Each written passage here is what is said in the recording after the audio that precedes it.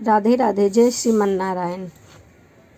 ये तो बात सत्य है कि ईश्वर किसी का भी उधार नहीं रखते।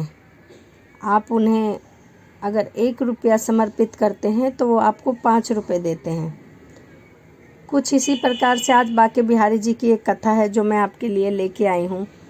यह एक भक्त और व्यापारी की कथा है जिसमें बताया गया है कि बिहारी जी किसी का उधार नहीं रखते। तो चलिए कथा को शुरू करते हैं। एक बार की बात है कि वृंदावन में एक संत रहा करते थे। उनका नाम कल्याण था। वे बांके बिहारी जी के परम भक्त थे। एक बार उनके पास एक सेठ आया। अब था तो सेठ, लेकिन कुछ समय से उसका व्यापार ठीक से नहीं चल रहा था। उसको व्यापार में बहुत नुकसान हुआ था। सेठ उस संत के पास आए और अपनी सारी कथा बताई और कहा, महाराज, मेरे व्यापार में कुछ दिनों से काफ़ी नुकसान हो रहा है, कृपया आप कोई उपाय बताइए।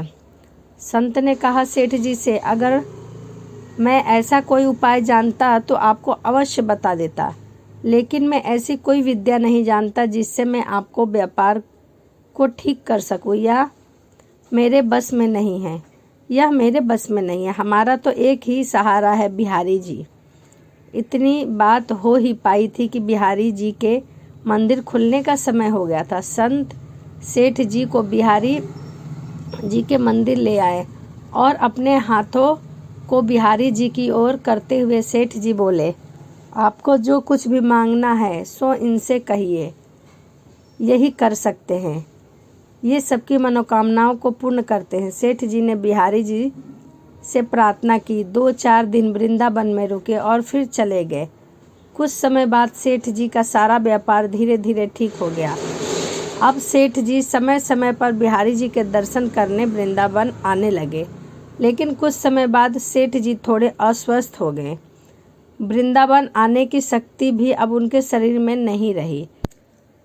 एक बार उनका एक जानकार वृंदावन धाम की यात्रा पर जा रहा था। इस बात को जानकर सेठ जी को बहुत प्रसन्नता हुई। सेठ जी ने उसे कुछ पैसे दिए और कहा कि ये धन तू बिहारी जी की सेवा में लगा देना और उनको पोशाक धारण करवा देना। वो भक्त जब वृंदावन आया तो उसने सेठ जी के कहे अनुसार बिहारी जी के लिए पोशाक बनवाई और उनको भोग भी लगाया। लेकिन इन सब व्यवस्था में धन थोड़ा ज़्यादा खर्च हो गया। लेकिन उस भक्त ने सोचा, चलो कोई बात नहीं, थोड़ी सेवा बिहारी जी की हम भी कर देते हैं।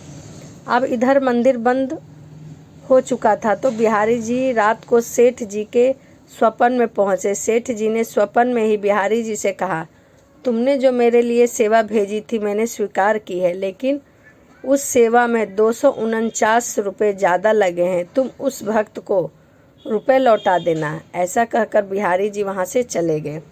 सेठ जी की जब आंख सुबह खुली तो वे बिहारी जी की लीला देखकर आश्चर्यचकित हो गए।